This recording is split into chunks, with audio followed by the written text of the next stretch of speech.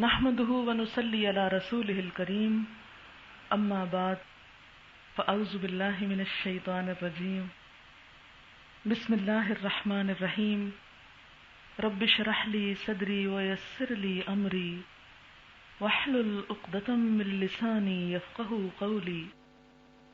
آج سے تقریباً ایک ہفتہ بعد یا ہفتے سے بھی کم ایک بہت برکتوں والا مہینہ آپ پر سایہ فگن ہونے والا ہے، اور وہ مہینہ ہے ذی الحج کا مہینہ۔ جس طرح رمضان المبارک ایک بہت اہم مہینہ ہے، اسی طرح ذی الحج بھی بہت خاص مہینہ ہے۔ رمضان میں ہم روزے رکھتے ہیں جو ایک فرض عبادت ہے، اسی طرح ذی الحج میں ہم حج کرتے ہیں جو ایک فرض عبادت ہے ہر صاحب استطاعت پر۔ لیکن جو حج کی استطاعت نہیں بھی رکھتے ان کے لیے بھی کرنے کے کچھ کام ہیں۔ بات یہ ہے کہ ہمارے معاشرے میں رمضان کو تو الحمدللہ بہت اہمیت دی جاتی ہے، اس کو سیلیبریٹ کیا جاتا ہے، کیونکہ سب بالغ اور صحت مند لوگوں کو روزہ رکھنا ہوتا ہے۔ حج کم لوگ کرتے ہیں لیکن روزہ زیادہ لوگ رکھتے ہیں، تو اس لیے وہ تو ہم ذرا اہتمام سے مناتے ہیں۔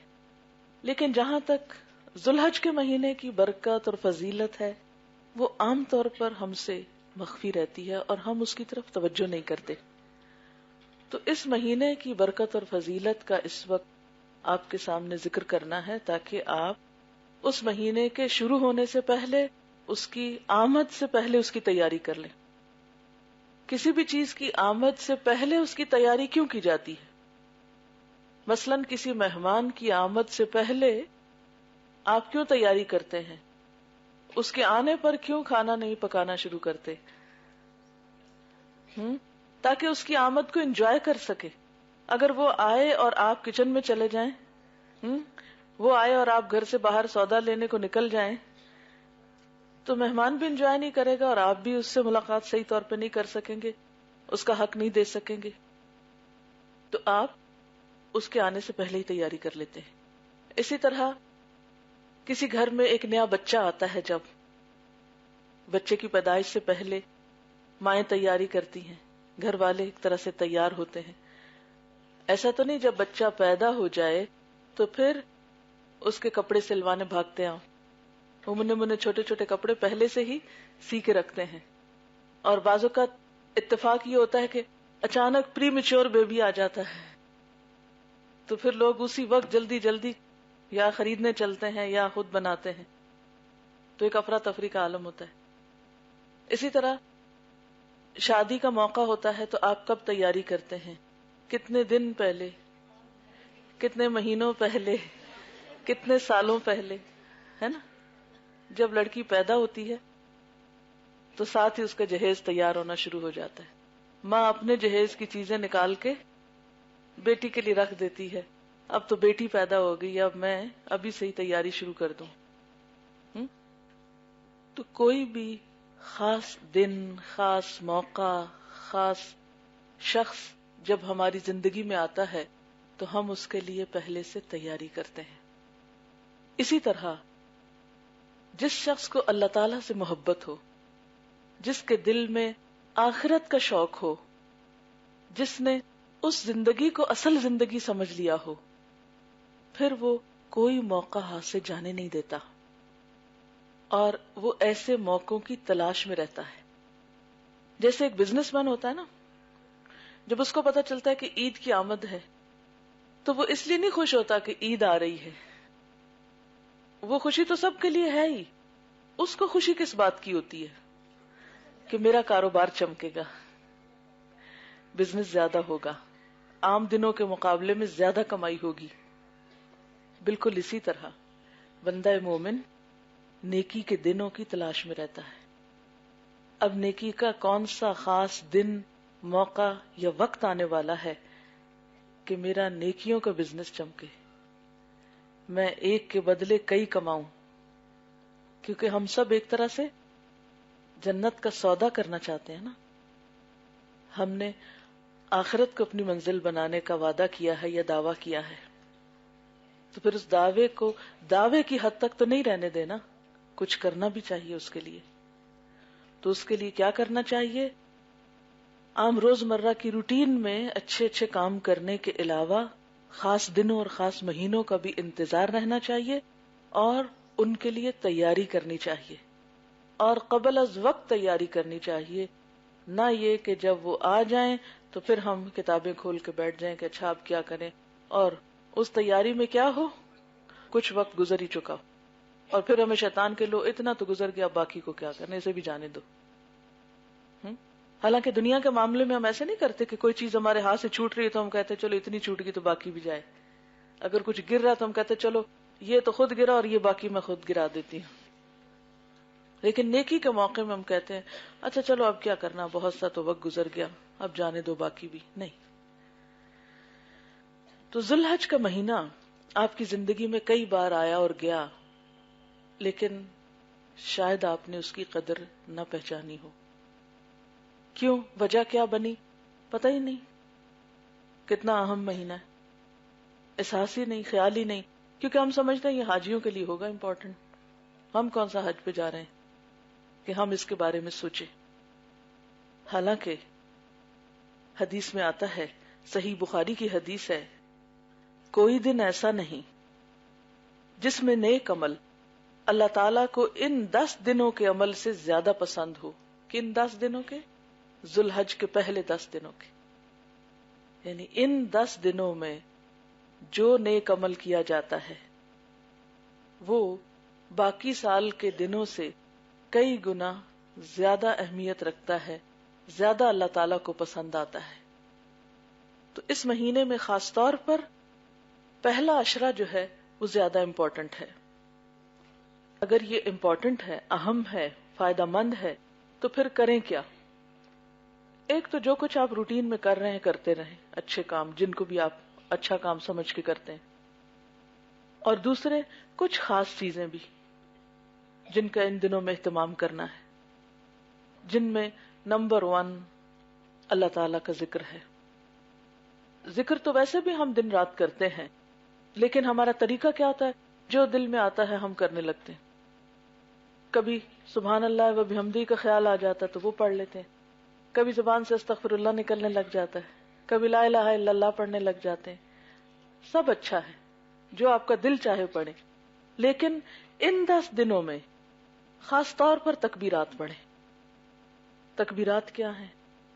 تکبیر سے ہے یہ لفظ اللہ اکبر کہنا، یعنی اللہ کی بڑائی بیان کرنا۔ اللہ تعالی تو ہے ہی بڑا، ہم کہیں یا نہ کہیں، ہم مانیں یا نہ مانیں، وہ تو ہے ہی بڑا، لیکن اس کی بڑائی کا جب ہم اظہار کرتے ہیں تو یہ بات اللہ تعالیٰ کو پسند ہے۔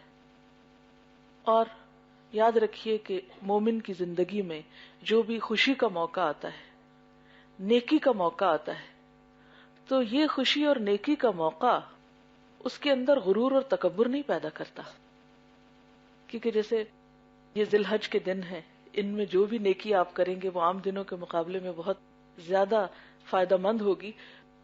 تو انسان جب کوئی نیکی کر لیتا تو فوراً ہی شیطان دل میں کیا خیال ڈالتا ہے؟ تم نے تو اتنا کچھ کر لیا، تم تو بہت نیک ہو گئے۔ جو ہی یہ خیال آئے تو کرے کیا؟ علاج کیا ہو؟ اللہ اکبر، اللہ سب سے بڑا ہے، وہ سب سے عظیم ہے، میری کوئی بڑائی نہیں۔ تو اس طرح نیکی کا تکبر ٹوٹ جاتا ہے، پھر خیال نہیں آتا کہ میں نے کوئی بڑا کام کیا ہے۔ تو جب بھی آپ کے دل میں شیطان یہ ڈالنے لگے کہ تم نے بہت بڑا کام کیا ہے تو فوراً کیا کہا کرے؟ اللہ اکبر، اللہ بڑا ہے، میرے لیے نہیں بڑائی، بڑائی تو ساری کی ساری اللہ کے لیے ہے۔ اسی طرح خوشی کے موقع پر عام طور پہ ہم پھولے نہیں سماتے، فخر و غرور تکبر میں مبتلا ہو جاتے ہیں، بعض اوقات لباس کے ذریعے، بعض اوقات اپنے پاس جو نعمتیں ہیں ان کے ذریعے ہم دوسروں پر فخر جتانے لگتے ہیں، ان کو نیچا دکھانے لگتے ہیں۔ یہ چیزیں بھی ناپسند، یہ چیزیں بھی ناپسندیدہ ہیں، مومن کے اخلاق سے میل نہیں کھاتی۔ ایسے موقع پر بھی آپ نے دیکھا جب بھی عید کا دن ہوتا ہے تو ہمیں کیا سکھایا جاتا ہے؟ تکبیریں پڑھی جائیں۔ تو یہاں بھی ہمیں ان دنوں میں نیکی کے جو بھی مواقع ملے ان کی قدردانی کے طور پر کثرت سے تکبیریں پڑھتے جائیں۔ تکبیریں 3 طرح کی مسنون ہیں، جو ہمیں روایات میں ملتی ہیں. نمبر 1، اللہ اکبر اللہ اکبر اللہ اکبر، لا الہ الا اللہ وحدہ لا شریک لہ، لہ الملک ولہ الحمد وہو علی کل شیء قدیر. دوسری ہے اللہ اکبر اللہ اکبر، لا الہ الا اللہ واللہ اکبر، اللہ اکبر وللہ الحمد. تیسری ہے اللہ اکبر کبیرا والحمد للہ کثیرا وسبحان اللہ بکرۃ واصیلا. ان سب تکبیروں میں جو چیز غالب ہے وہ کیا ہے؟ اللہ سب سے بڑا ہے. اب سوال یہ پیدا ہوتا ہے کہ اگر ہم یہ تکبیریں پڑھنا چاہتے ہیں تو اپنے آپ کو یاد دہانی کیسے کرائیں؟ کیا طریقہ ہو کہ ہم یہ کام کر بھی جائیں اور یہ نہ ہو کہ لما تقولون ما لا تفعلون، ایسی باتیں کرتے کیوں ہو پھر جو کرنی نہیں ہوتی. یہاں بیٹھ کر تو ہم سب کہیں ہاں ٹھیک ہے بہت اچھا ہے اور ایسا کرنا چاہیے اور ہونا چاہیے، اور جب کرنے کا موقع آئے تو ہم بھول ہی جائیں. تو اس کے 2-3 طریقے ہو سکتے ہیں. ایک طریقہ تو یہ ہے کہ آپ یہ تکبیریں لکھ کر بڑی بڑی گھر میں کسی ایسی جگہ پر لگا لیں کہ جہاں آپ لازماً بیٹھیں یا گزریں یا کام کریں. مثلاً خواتین کچن میں لکھ کے لگا سکتی ہیں، کھانا پکا رہی ہیں ساتھ ساتھ تکبیریں پڑھتی رہیں. اسی طرح آپ اپنے ڈرائنگ روم میں بیٹھنے کی جگہ پر، کسی بھی ایسی جگہ پر جہاں پر آپ کی نظر بار بار پڑتی ہے یا پھر آنے والوں کی بھی پڑتی ہے. بعض اوقات ایسا ہوتا ہے نا کہ سٹنگ روم میں کوئی آ کے بیٹھا ہوتا ہے، آپ اندر کوئی کام کر رہے ہوتے ہیں تو وہ بےچارا بیٹھ کے ادھر ادھر دیکھتا رہتا ہے، کبھی وہ ایک ڈیکوریشن پیس دیکھتا ہے، کبھی وہ دوسرے کو دیکھتا ہے. تو اگر کہیں تکبیریں لکھی ہوئی ہوں گی تو لا محالہ وہ بھی پڑھ لے گا. ٹھیک ہے نا. ایک طریقہ تو ہو سکتا ہے، اس کے لیے ہم انشاءاللہ چھپوا رہے ہیں، وہ بھی آپ لے سکتے ہیں اگر چھپ گئی ٹائم پر. ورنہ آپ خود اپنے ہاتھ سے لکھ کر، لیکن سپیلنگ درست ہو، غلط چیز نہ لکھی ہوئی ہو، اپنے ہاتھ سے لکھ کر کہیں نہ کہیں جا کے ایسی جگہ ضرور لگا دیں. تو گھر والے پوچھیں گے تو صرف یہ کیوں لگا رہی ہے، یہ ایک اور چیز لگنے لگی ہے. تو اس موقع پر آپ بتائیں یہ اس لیے لگا رہے ہیں. ٹھیک ہے. یعنی جاتے ہی واز و نصیحت نہیں کرنی، ادھر آؤ سب تکبیریں پڑھو، بلکہ وہاں لگا دیں اور ساتھ ہی ایک آدھ حدیث لگا دیں. اس کا تکبیروں کے اوپر ٹائٹل دے سکتے ہیں اللہ سب سے بڑا ہے.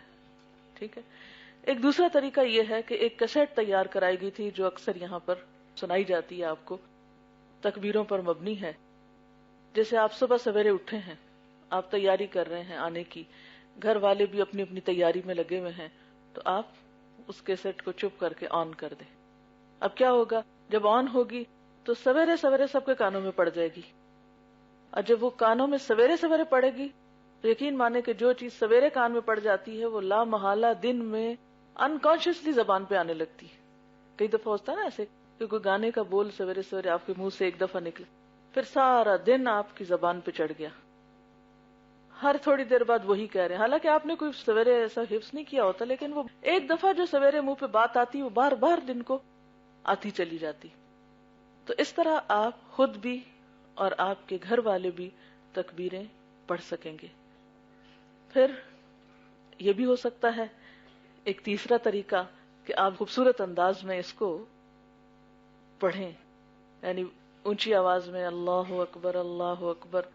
تو جب آپ پڑھ رہے ہوں گے تو کیا ہوگا، کوئی دوسرا سنے گا تو وہ بھی شروع ہو جائے گا.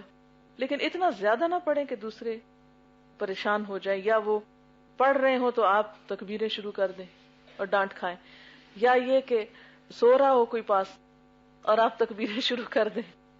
تو اس وقت پھر نتیجہ کیا ہو سکتا ہے. لیکن ایسے وقت میں پڑھیں جب سب جاگ رہے ہیں اور سب آپ کی بات سن سکتے ہیں اور برداشت کر سکتے ہیں اور ساتھ شامل بھی ہو سکتے ہیں. اس سلسلے میں امام بخاری فرماتے ہیں کہ حضرت ابن عمر رضی اللہ تعالی عنہ اور حضرت ابو ہریرہ رضی اللہ تعالی عنہ ماہ ذی الحجہ کے ان دنوں میں بازار نکل جاتے، یہ دو صحابی، اور تکبیرات کہتے رہتے، اور دوسرے لوگ بھی ان کی تکبیریں سن سن کر تکبیریں کہتے. تو پہلی چیز جس کا آپ نے ان دنوں میں اہتمام کرنا ہے وہ کیا ہے، کثرت سے تکبیروں کا پڑھنا. دوسری اہم چیز روزہ، دوسری اہم عبادت روزہ. اس سلسلے میں خاص طور پر 9 ذی الحج کے روزے کی فضیلت بہت آئی ہے.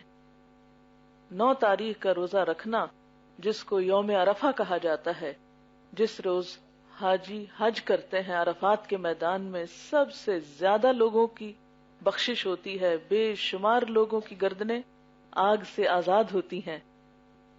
تو جو لوگ وہاں نہیں پہنچ سکتے وہ اپنے گھروں میں روزہ رکھ سکتے ہیں. اب اس میں تھوڑی سی کنفیوژن لوگوں کو ہو جاتی ہے، کیونکہ ہمارا ہجری کیلنڈر عموماً 1 یا 2 دن پیچھے ہوتا ہے بنسبت سعودی عرب کے. تو اس میں پریشانی کی ضرورت نہیں. جیسے نمازوں کے اوقات اپنے اپنے ملک کے الگ ہیں، اسی طرح باقی تاریخیں بھی اپنے اپنے ملک کے اعتبار سے ویلڈ ہیں. ورنہ آپ یہ بھی کر سکتے ہیں کہ آپ اپنی 9 تاریخ کو بھی روزہ رکھ لیں، اور جس دن وہاں حج ہو رہا ہو اس دن بھی روزہ رکھ لیں. کیونکہ صرف ایک ہی روزہ نہیں، بلکہ ان سارے دنوں کے روزے کی بہت فضیلت ہے، 9 دن کے روزے کی. حضرت حنیدہ بن خالد اپنی بیوی سے اور وہ رسول اللہ صلی اللہ علیہ وسلم کی زوجہ مطہرہ سے روایت کرتی ہیں. وہ فرماتی ہیں کہ رسول اللہ صلی اللہ علیہ وسلم ذی الحج کے 9 دن اور 10ویں محرم اور ہر مہینے کے 3 دن اس طرح کے پہلی پیر اور 2 خمیس روزے رکھتے تھے. تو اس سے کیا پتہ چلتا ہے اس روایت سے کہ آپ صلی اللہ علیہ وسلم نے ان 9 دنوں کے بھی روزے رکھے ہیں. ٹھیک ہے نا؟ یعنی پورے 9 دن بھی آپ روزے رکھ سکتے ہیں. اگر ہمت نہیں تو 1 دن رکھ کے 1 دن چھوڑ بھی سکتے ہیں، پھر 1 دن رکھ لیں، پھر 1 دن چھوڑ دیں، جیسے صوم داؤدی تھا. تو جو آپ کو سہولت ہو. ورنہ 1 دن کا روزہ تو لازمی رکھیں، اور وہ کیا؟ 9 ذی الحج کا. اس کا ثواب کیا ہے؟ صحیح مسلم کی روایت ہے، رسول اللہ صلی اللہ علیہ وسلم نے اس روزے کے بارے میں فرمایا کہ یکفر السنۃ الماضیہ والباقیہ، کہ یہ روزہ گزشتہ سال اور آئندہ سال کے گناہوں کا کفارہ کرتا ہے. یہ روزہ 2 سال کے گناہوں کی معافی کا ذریعہ بنتا ہے. کیونکہ اس دن حج کے میدان میں، عرفات کے میدان میں بہت سارے لوگوں کی معافی ہو رہی ہوتی ہے، تو ہم بھی ایک چھوٹی سی عبادت کر کے ان کے ساتھ شریک ہو جاتے ہیں، ہم آہنگ ہو جاتے ہیں. اب آپ کیا کریں؟ اس روزے کو خود تو رکھیں گے، لیکن گھر والوں کو کیسے بتائیں گے؟ آپ اس حدیث کو لکھ کر کہیں لگا سکتے ہیں. شادی کے کارڈ جو فالتو گھوم پھر رہے ہوتے ہیں گھروں میں، اتنا مہنگا کاغذ یا کارڈ ان میں استعمال ہوتا ہے، ان کے صاف حصوں کو کاٹیے، ان پر اچھی سی کلرنگ کریں، اور یہ حدیث لکھ کر سب رشتہ داروں کو دے دیں. ٹھیک ہے؟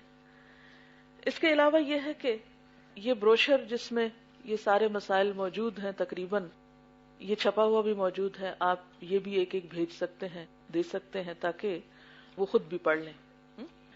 زبانی بھی بتا سکتے ہیں جہاں آپ مناسب سمجھیں. مثلاً آپ کیسے بتا سکتے ہیں کہ 1 دن پہلے آپ کہیں کہ میں سوچ رہی ہوں کل روزہ رکھ لوں. گھر والوں کو مثلاً شام کے کھانے پہ آپ کہیں کہ میرا دل چاہ رہا ہے کہ کل میں روزہ رکھوں، تو پوچھیں گے کہ کیوں، تمہیں کیا ہو گیا ہے، کوئی منت مانی ہوئی ہے؟ تو آپ کہیں گے کہ نہیں، کل کے روزے کی یہ فضیلت ہے. تو وہ کہیں گے کہاں لکھا ہوا ہے؟ تو آپ لکھا ہوا نکال کے دکھا دیں. پھر اگر وہ رکھنا چاہیں تو ان کو بھی سویرے جگا دیں، اور اگر وہ نہ رکھنا چاہیں تو ان کو برا بلا نہ کہیں. اب بات یہ ہے کہ اس روزے کو خالصتاً اللہ کی رضا کے لیے اور گناہوں کی بخشش کے لیے، اپنے گناہوں اور قصوروں کا اعتراف کرتے ہوئے اللہ تعالیٰ سے دعا بھی کریں اس دن، اور جب روزہ افطار ہو تو اس وقت پھر مزید دعا مانگیں انشاءاللہ تعالیٰ. تو یہ آپ کے لیے ایک بہت بہترین نیکی ہوگی. تیسری اہم چیز جو اس عشرے میں کرنی ہے یا اس مہینے میں، وہ ہے قربانی. ذکر زبان کی زکوٰۃ ہے، روزہ جسم کی زکوٰۃ ہے، اور قربانی ایک طرح سے مال کی زکوٰۃ ہے. زکوٰۃ اپنی خاص اصطلاحی معنوں میں یہاں نہیں. زکوٰۃ کا کیا معنی ہوتا ہے؟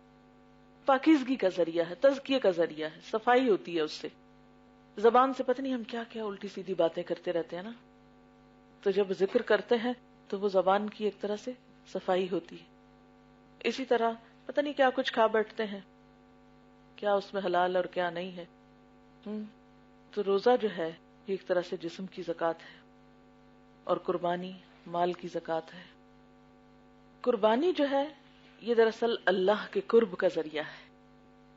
قربانی کا لفظ نکلا بھی قرب سے ہے. اللہ تعالیٰ کا قرب خوشی سے حاصل کرنا چاہیے، شوق سے، بددلی سے نہیں.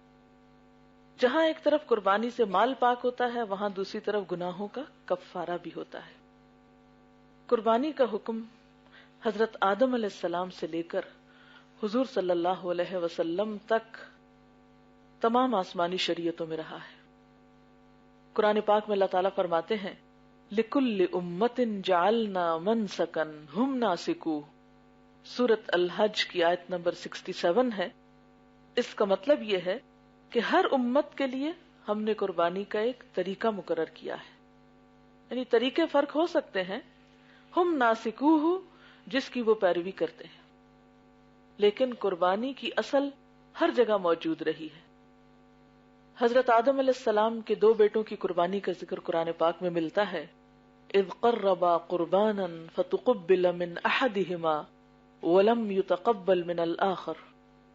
کہ جب ان کے 2 بیٹوں نے قربانی کی تو ان میں سے ایک کی قربانی قبول کر لی گئی جبکہ دوسرے کی قربانی قبول نہ کی گئی.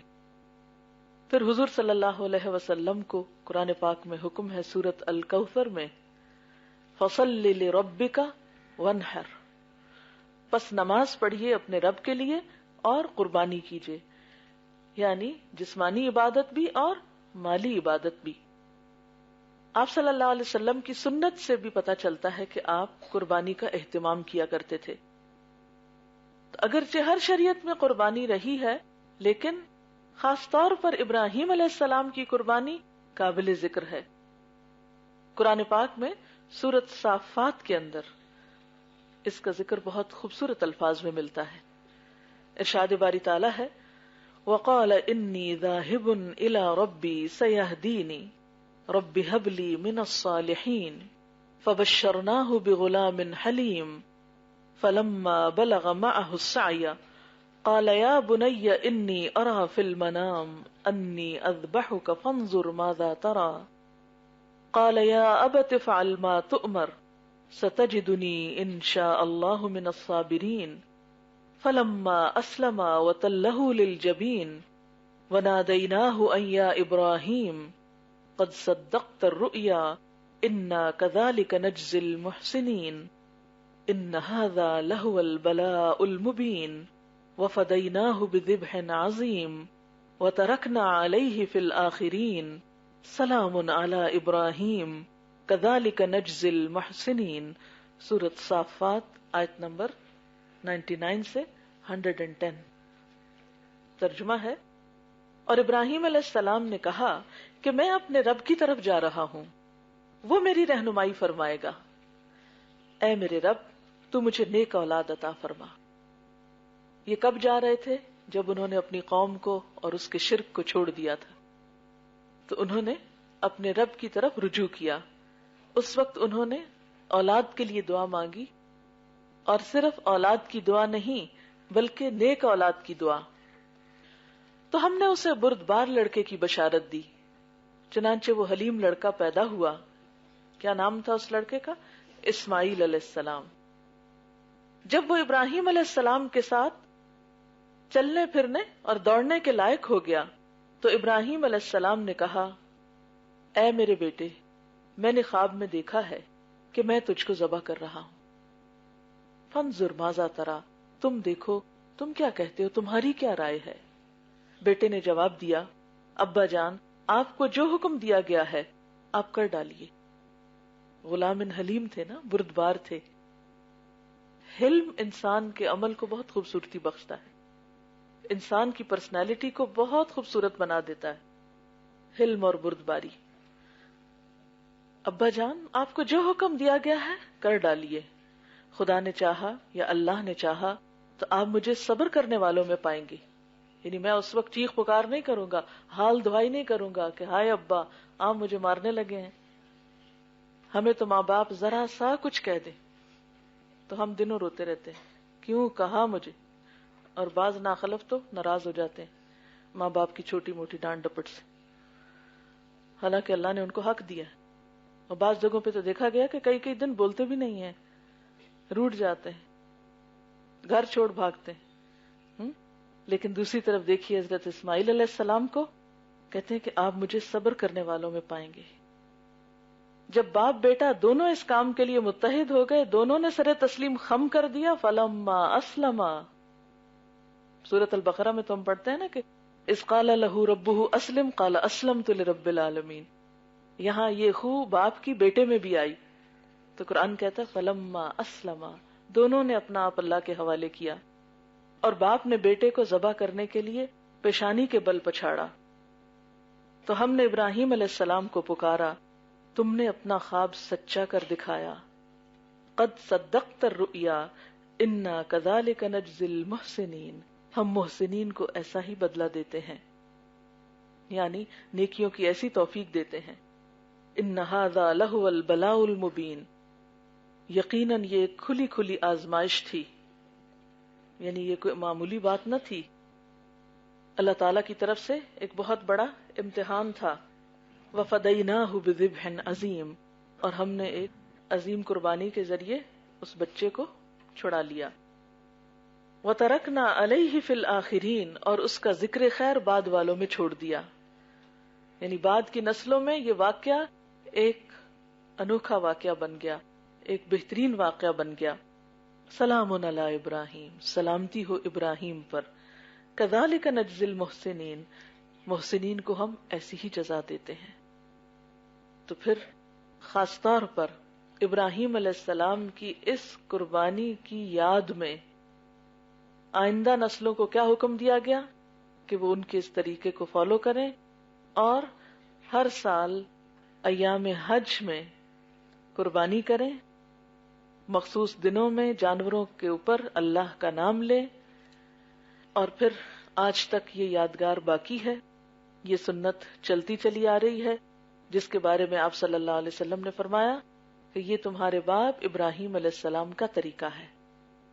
انہوں نے اگر اللہ کے قرب کے لیے اپنا بیٹا قربان کرنے سے بھی گریز نہیں کیا تو ہمارے لیے کیا حکم ہے، ہمیں کیا کرنا چاہیے؟ خوشی خوشی جانور ذبح کرنا چاہیے، پوچھ پوچھ کے نہیں. کیونکہ عام طور پر لوگ اس بارے میں اتنے مسئلے پوچھتے ہیں، اتنی بحث کرتے ہیں، اتنی کھود کرید کرتے ہیں.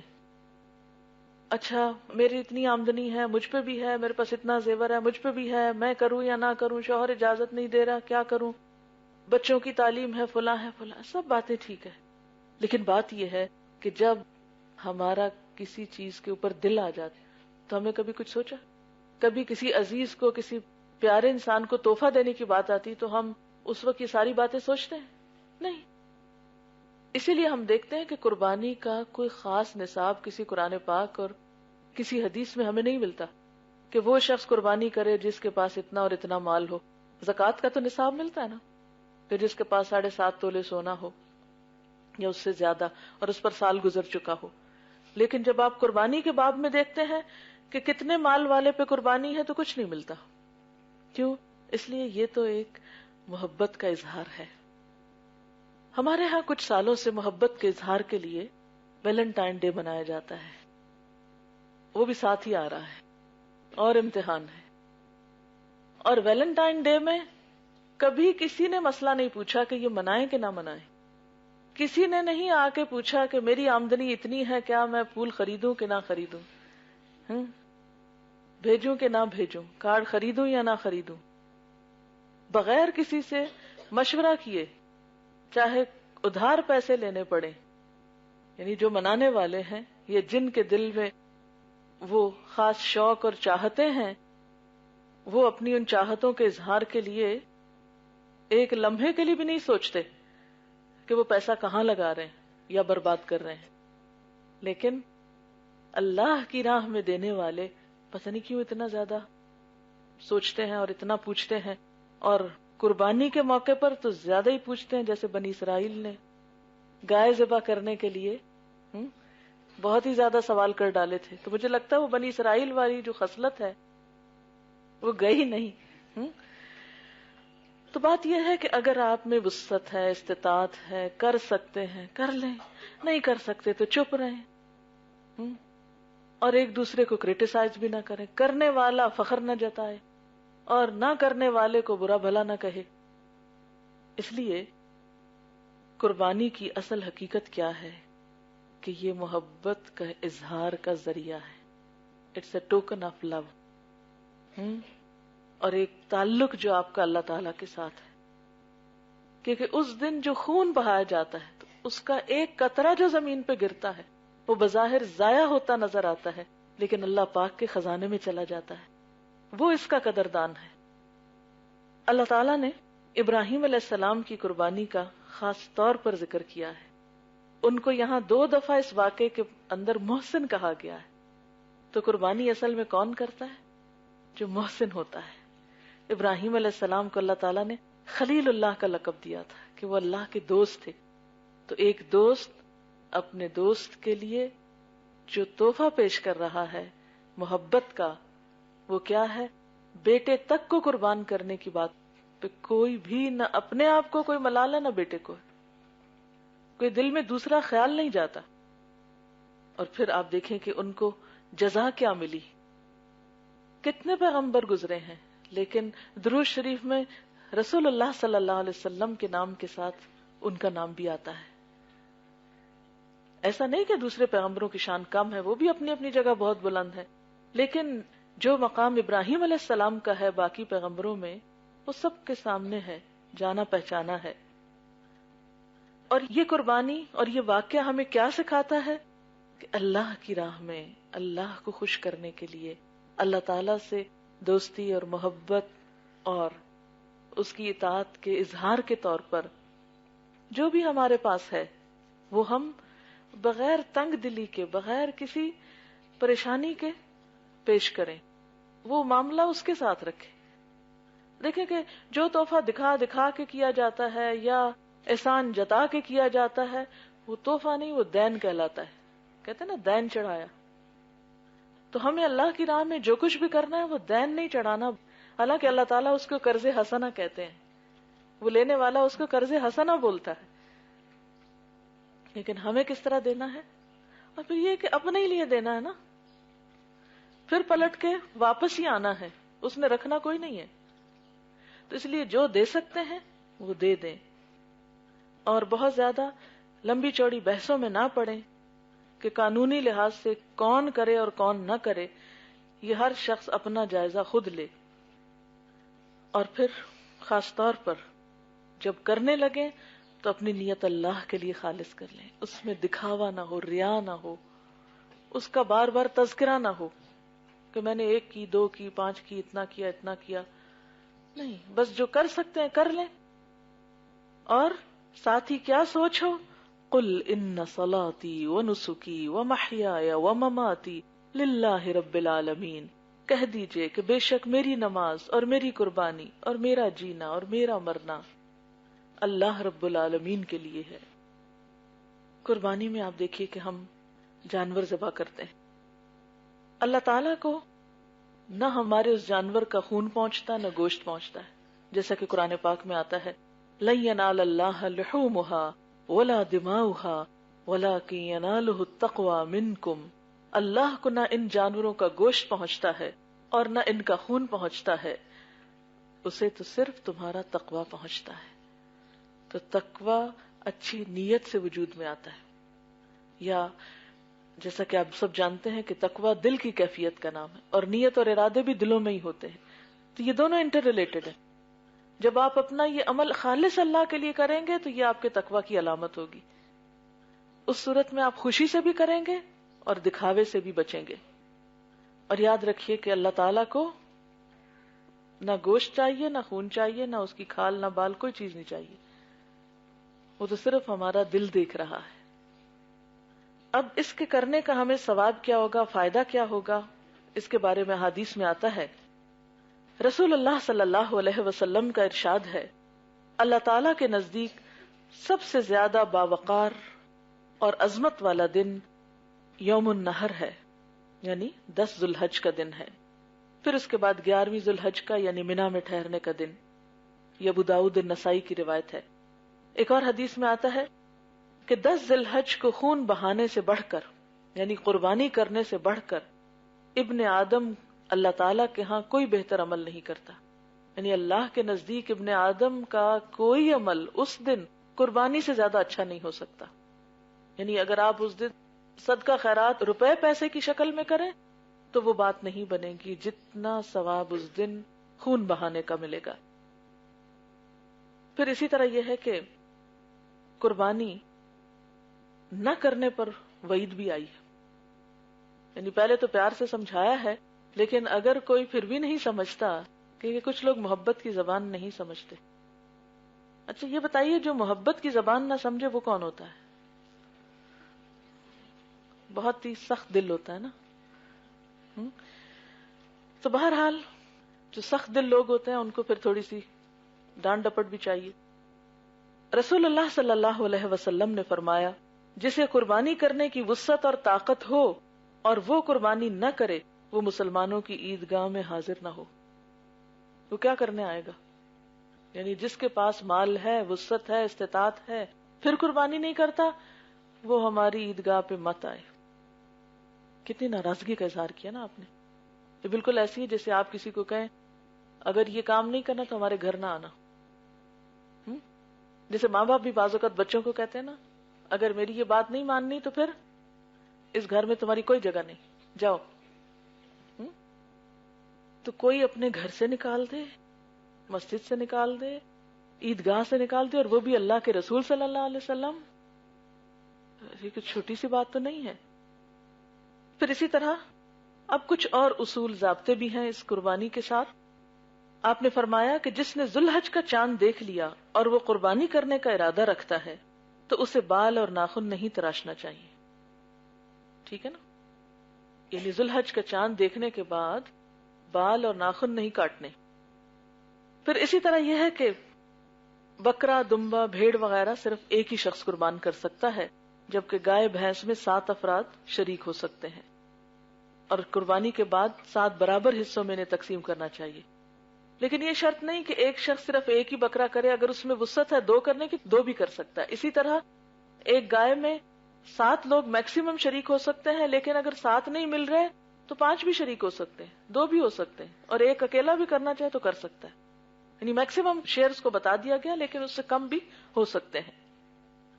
اچھا اسی طرح ایک قربانی سارے گھر والوں کی طرف سے بھی کفایت کر سکتی.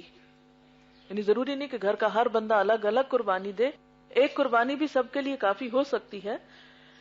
رسول اللہ صلی اللہ علیہ وسلم اپنے سارے گھر والوں کی طرف سے ایک بکری کی قربانی کرتے تھے. اور یہ بھی ملتا ہے کہ ایک موقع پر آپ نے 100 اونٹ ذبح کیے، میرے خیال 70 اپنے ہاتھ سے شاید کیے اور باقی حضرت علی رضی اللہ تعالیٰ عنہ نے کیے جب آپ نے حج کیا تھا. تو یہ کوئی لگا بندہ ضابطہ یا قانون یا قاعدہ نہیں، کیونکہ یہ تو ایک محبت کا اظہار ہے نا. جتنا میسر ہے، جب جو کر سکو وہ کر لو. حضرت عطا بن یسار سے روایت ہے کہ میں نے حضرت ابو ایوب رضی اللہ تعالیٰ عنہ سے پوچھا کہ رسول اللہ صلی اللہ علیہ وسلم کے زمانے میں لوگ قربانیاں کیسے کرتے تھے؟ انہوں نے کہا آدمی اپنی طرف سے اور اپنے گھر والوں کی طرف سے ایک قربانی دیا کرتا تھا، اور اس سے وہ خود بھی کھاتے تھے اور کھلاتے بھی تھے. ہوتے ہوتے لوگ فخر کرنے لگے اور نوبت یہاں تک پہنچ گئی جو تم دیکھ رہے ہو. یعنی پھر مقابلے بازی پہ آ گئے آہستہ آہستہ. تو مقابلے پر کچھ ذبح کرنا کوئی فائدہ نہ دے گا، کیونکہ اللہ کو تو تقویٰ چاہیے. آپ دیکھیں کسی کو اگر آپ تحفہ دے رہے ہیں اور سب میں دکھاوا کر کے دے رہے ہیں تو لینے والے کے لیے وہ کیا ہوتا ہے؟ شرمندگی کا باعث ہو جاتا ہے. اچھا یہ جو تحفے کے اوپر کورنگ کا رواج ہے اور پھر خوبصورت ریپنگ اور پیپرز، یہ بھی اصل میں کانسیپٹ کیا ہے کہ اس اصل چیز کو چھپا دیا جائے. یہ الگ بات ہے کہ لوگ اس چھپانے میں پھر اوپر کے کاغذ اور پیکنگ پہ خرچ زیادہ کر لیتے ہیں بنسبت اندر کی چیز کے. اس میں اتنی نمائش اور حد سے بڑے ہوئے طریقے آ گئے کہ وہاں اسراف شروع ہو گیا. اصل میں اعتدال پہ رہنا اور ایک حد کے اندر رہنا سب سے مشکل کام ہے، اور یہی اصل دین ہے اور اسی کا زیادہ اجر ہے. لیکن ہم ایکسٹریمز پہ جانے میں اپنے آپ کو زیادہ ڈھیل دے دیتے ہیں یا اس میں آسانی سمجھتے ہیں. رسول اللہ صلی اللہ علیہ وسلم نے امت کو تاکید کی ہے کہ قربانی کے سلسلے میں خوش دلی کے ساتھ پیسہ خرچ کیا جائے. اور اسی طرح یہ ہے کہ جانور کا انتخاب کرتے وقت بھی صحت مند اور پلے ہوئے جانور کو منتخب کیا جائے. بیمار، لنگڑے، اندھے، کمزور اور کم عمر جانور کی قربانی ناقص ہوتی ہے. کیوں؟ اس لیے کہ یہ وہی بات ہے نا. پھر اصل تھیم کیا ہے؟ قرب کا ذریعہ، محبت کا اظہار. تو محبت کے اظہار میں آپ چھوٹی سی چیز بھی دیں تو صاف ستھری ہو، اچھی ہو، اس بہت بڑی چیز سے کہ جو کسی کے کام ہی نہ آئے اور بیکار ردی کی ہو. پھر اسی طرح یہ ہے کہ قربانی کے لیے نیت کے ساتھ جانور کو ذبح کرنا چاہیے. نیت کے بغیر اگر کوئی مثلا کسائی اپنی عام روٹین میں اس دن کچھ ذبح کر رہا ہے تو وہ قربانی نہیں ہوگا. اسی طرح یہ ہے کہ عید کی نماز کے بعد قربانی ہونی چاہیے. اگر کسی نے پہلے کر لی تو بھی نہیں ہوگی. اسی طرح یہ ہے کہ اکیلے اپنے گھر میں اپنے ہاتھ سے بھی قربانی کر سکتے ہیں آپ, اور بہت سے لوگ اکٹھے بھی کر سکتے ہیں. آپ کسی کو پیسے بھی دے سکتے ہیں کہ جو آپ کی طرف سے قربانی کر دے. یہ نہیں کہ وہ پیسے لے کر کسی اور کام میں لگا دے. بہت سے لوگ کہتے ہیں کہ یہ پیسے ضائع ہو جاتے ہیں, غریبوں کو دینے چاہیے. سارا سال آپ کہاں ہیں غریبوں کو دینے کے لیے؟ کسی کو تحفہ دیتے وقت ہی آپ کو غریب کیوں یاد آتے؟ کسی انسان کو تحفہ دینا تو آپ کو کبھی غریب یاد نہیں آیا کہ میں جو تحفے پہ اتنے پیسے خرچ کر رہا ہوں اس کی بجائے کسی غریب کو دے آؤں. نہیں, انسانوں کے ساتھ اپنی محبت کے اظہار میں تو پیسہ لگا لیتے ہیں, لیکن جب اللہ تعالیٰ سے محبت کا اظہار کرنا ہو تو پھر اس کے اور طریقے سوچتے ہیں, اور وہ بھول جاتے ہیں جو اللہ تعالیٰ کو پسند ہے. کیونکہ اللہ تعالیٰ کو تحفہ دینے کا اس دن کیا طریقہ پسند ہے؟ قربانی کی جائے, کچھ اور نہیں اس کی جگہ چاہیے. پھر اسی طرح یہ ہے کہ آپ اپنی طرف سے, اپنے گھر والوں کی طرف سے, مثلا شوہر بیوی کی طرف سے بھی کر سکتا ہے, آپ اپنے والدین کی طرف سے بھی کر سکتے ہیں, بچوں کی طرف سے کر سکتے ہیں, رشتہ داروں کی طرف سے, فوت شدہ لوگوں کی طرف سے, حضور صلی اللہ علیہ وسلم کی طرف سے, جس کی طرف سے آپ چاہیں ان کو ثواب پہنچانے کے لیے قربانی دے سکتے ہیں. قربانی کا گوشت خود بھی کھا سکتے ہیں, دوسروں کو بھی کھلا سکتے ہیں. اگرچہ وہ اللہ کے لیے کی جاتی ہے اور ایک طرح سے اللہ کی نظر ہے, مگر اس کے باوجود اللہ تعالیٰ کتنا مہربان ہے کہ خود بھی کھا لو. کتنی رحمت ہے اس کی. ورنہ دنیا میں انسان جب کسی کو تحفہ دیتا ہے تو دوسرا کم ہی پوچھتا ہے کہ اچھا تم بھی یوز کر لو اس میں سے. ایک اور بات ہے کہ قربانی کے جانور پہ سواری بھی کر سکتے ہیں. ویسے عیدگاہ جانا ہے آپ نے اور اونٹ پہ بیٹھ کے جانا چاہتے ہیں تو سیر کر لیجئے, کیونکہ عام طور پہ یہ سمجھا جاتا ہے کہ چونکہ قربانی کا یہ جانور ہے تو اس پہ بیٹھنا نہیں ہے. تو یہ بات نہیں ہے. اسلام بڑا اعتدال کا دین ہے اور بہت خوبصورت دین ہے, انسانی ضروریات کا خیال رکھتا ہے. اللہ تعالیٰ کو پتا تھا کہ ہمیں اتنا حوصلہ نہیں کہ ہم جانور ساتھ خالی چلائیں اور پھر خود پیدل جائیں. پھر اسی طرح یہ کہ عید کے دن عیدگاہ جاتے وقت واپس آتے ہوئے تکبیروں کا اہتمام کرے انسان. پھر اسی طرح عیدگاہ میں ہی قربانی کرنا زیادہ بہتر ہے. نبی صلی اللہ علیہ وسلم کا طریقہ یہی تھا, اور میں سمجھتی ہوں یہ کتنا ہائیجینک طریقہ تھا. ہم لوگ اپنے اپنے گھروں میں جب کرتے ہیں تو ہر گلی بازار میں گند پھیلا دیتے ہیں, جہاں جی چاہتا ہے اوجھ پھینک کے آ جاتے ہیں, جہاں جی چاہتا ہے گندگی بکھیر کے چلے جاتے ہیں. گلی گلی کے نکر کونے پہ گندگی کے ڈھیر ہیں, اور چھٹیاں ہوتی ہیں تو اٹھانے والے بھی چھٹی پر ہوتے ہیں, اور ایک اچھا کام جو ہے وہ ایک میس پہ اینڈ ہوتا ہے.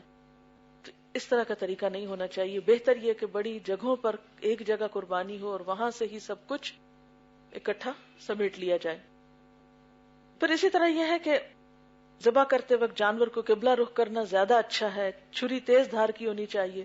جانور کو بائیں جانب یعنی بائیں کروٹ لٹا کر دائیں ہاتھ سے چھری چلانی چاہیے, اور اس وقت یہ دعا پڑھنی چاہیے, بسم اللہ واللہ اکبر, اللہ کے نام پر ذبح کرتا ہوں, اللہ سب سے بڑا ہے.